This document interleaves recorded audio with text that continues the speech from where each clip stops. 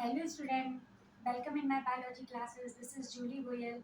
हम पढ़ रहे हैं 12th क्लास का chapter number 5, principle of inheritance and variation. आज की इस वीडियो में हम बात करेंगे बेटा chromosomal theory of inheritance. So what do you mean by this? First of all we should know और what is the need for the understanding this topic.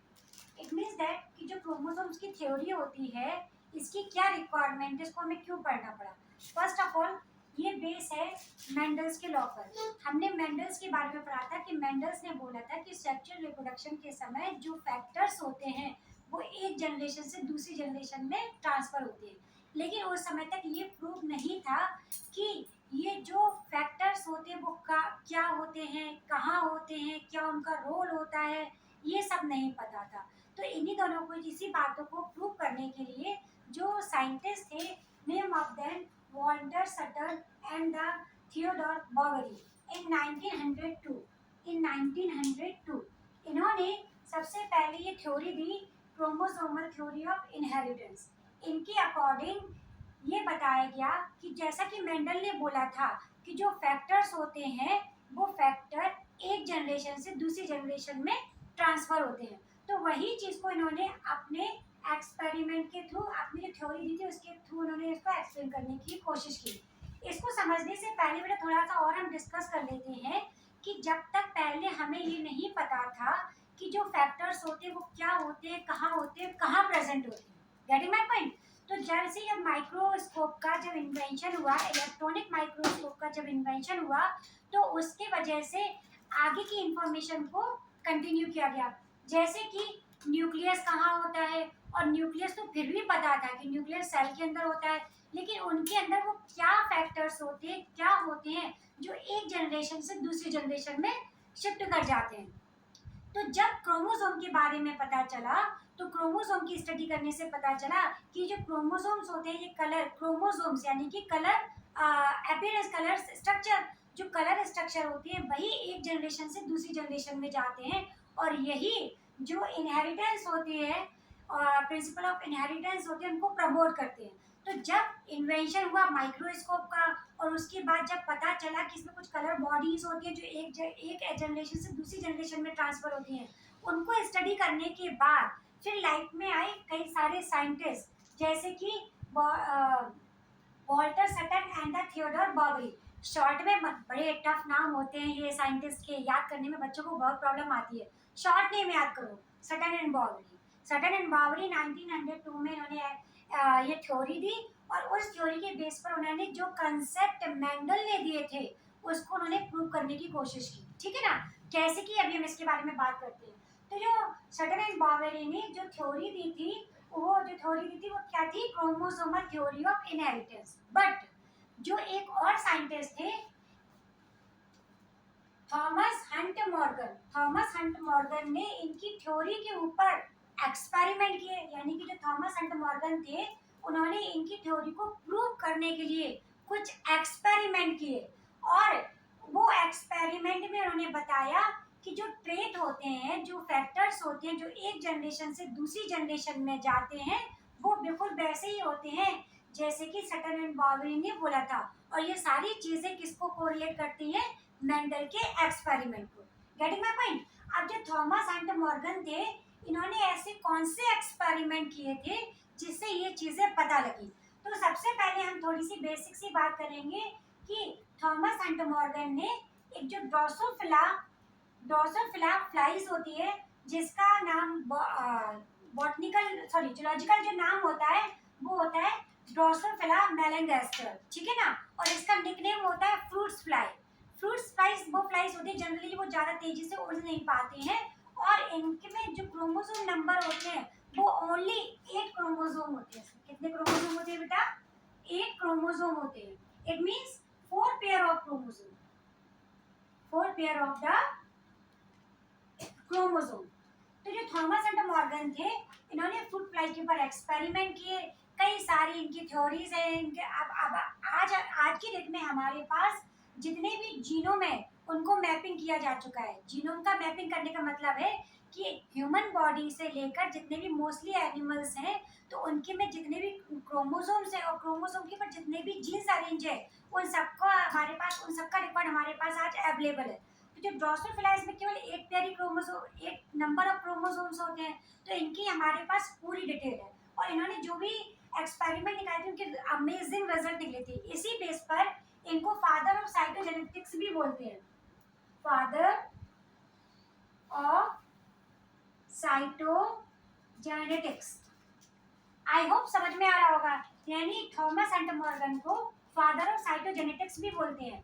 अब क्वेश्चन ये है कि इन्होंने केवल और केवल फ्रूट फ्लाइज को ही क्यों सिलेक्ट किया इस एक्सपेरिमेंट के लिए? तो इसके कई सारे सिग्निफिकेंस है।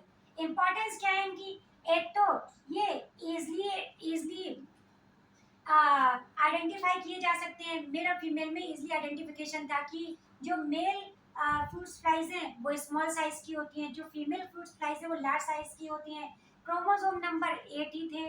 Next thing is that they have a very little life span. It means they have a only 2 week approximate. यानी इनकी पूरी जो लाइफ साइकिल है, इनकी पूरा जो लाइफ है वो केवल 15 डेज का होता है, अप्रोक्सीमेटली 2 वीक्स। ओके, तो 2 वीक में ही इनकी स्टडी हो सकती, एक लाइफ साइकिल कंप्लीट हो सकती है। और इनको ग्रो करने के लिए हम इजीली सिंपल से लेबोरेटरी में सिंथेटिक इनको ग्रो कर सकते हैं। इट मीन्स दैट कि ये लाइफ में एक बार ही रिप्रोड्यूस करती हैं और एक बार की रिप्रोडक्शन की वजह से ये बहुत लार्ज अमाउंट में एग प्रोड्यूस करती है।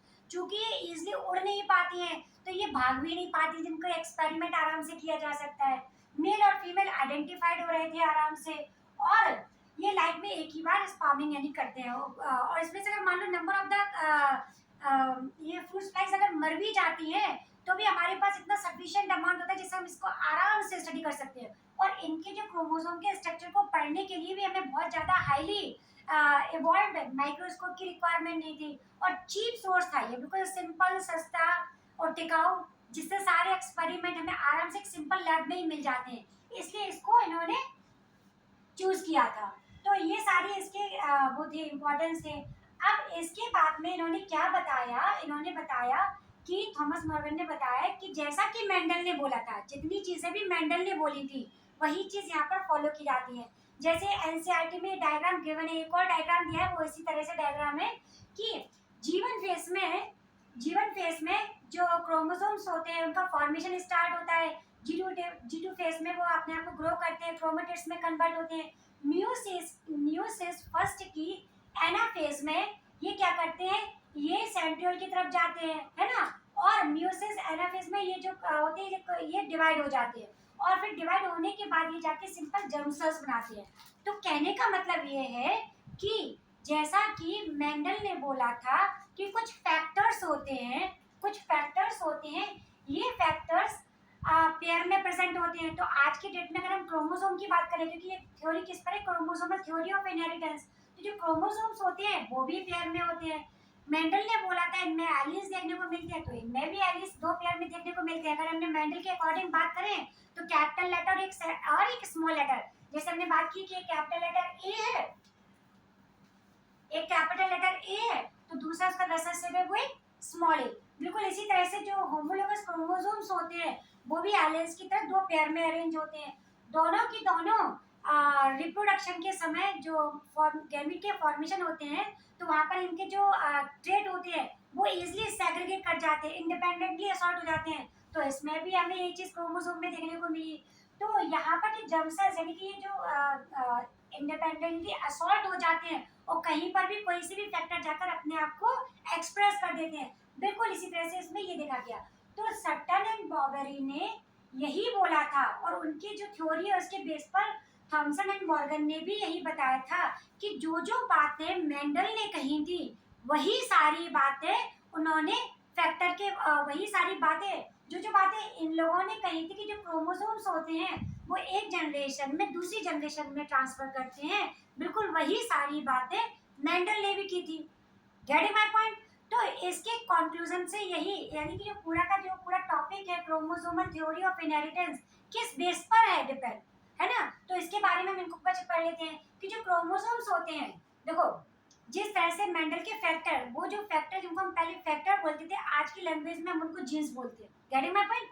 तो यहाँ पर क्या हुआ कि जो क्रोमोसोम्स होते हैं वो भी पेयर में होते हैं, जीन्स होते हैं वो भी पेयर में होते हैं, और ये ना डिप्लॉइड सेल में इजीली देखने को मिलते हैं। अगर हम क्रोमोसोम की बात करें तो होमोलोगस क्रोमोसोम होते हैं, एक मदर का होता है एक फादर का होता है, ठीक है ना। और ये जो जीन्स कहाँ पर प्रेजेंट होते हैं, लिसन, जैसे मान लो अगर हम एक ड्रॉ करें डायग्राम क्रोमोसोम का, ये क्रोमोसोम का पेयर है, ठीक है।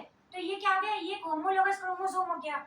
होमोलोगस क्रोमोसोम का मतलब क्या है, एक फादर का हो गया एक मदर का हो गया, और इस पर जो जीन्स होते हैं वो शिफ्ट होते हैं, वो भी पेयरिंग में होते हैं। अगर हम देखें, हमने घर बना दी थोड़ा सा, ये बिल्कुल एक दूसरे की पेयरिंग पर होते हैं, आमने सामने होते हैं। और ये जो जो लोकेशन होती है, जो जीन्स होते हैं जो क्रोमोसोम के पर प्रेजेंट होते हैं, और जिस पोजीशन पर जिस लोकेशन पर होते हैं, तो उनको हम क्या बोलते हैं, उनको हम बोलते हैं लोकस।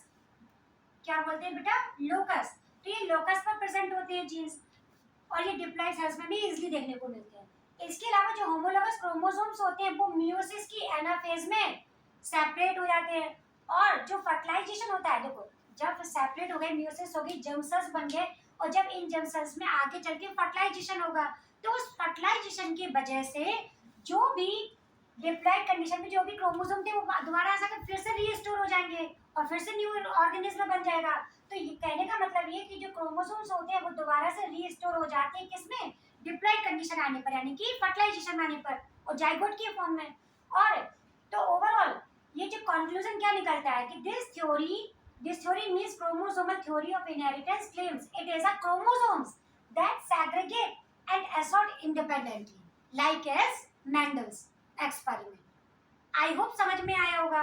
तो ये जो सारी चीजें हैं इसको बेटा अच्छे से स्टडी करो। इसमें जो कई सारे क्वेश्चंस हैं, जैसे कि एक्सपेरिमेंट, यानी नीट में ये क्वेश्चंस बहुत आते हैं कि कंफ्यूज कर दिया जाता है कि नीट में सटन एंड वॉल्टर और बार्बरी को भी दिया जाता है। तो इस चीज में आपके दिमाग में बिल्कुल क्रिस्टल क्लियर होना चाहिए कि जो थ्योरी थी वो थ्योरी किसने दी थी, वो थ्योरी दी गई थी सटन एंड बार्बरी के थ्रू, और इसको एक्सपेरिमेंटली प्रूव किसने किया था, एक्सपेरिमेंट करके किसने बताया था, that is Thomson and Morgan is was also known as the father of the cytogenetics।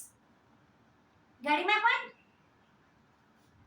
बेटा अगर समझ में आता है तो प्लीज लाइक एंड सब्सक्राइब जरूर करें। Thank you.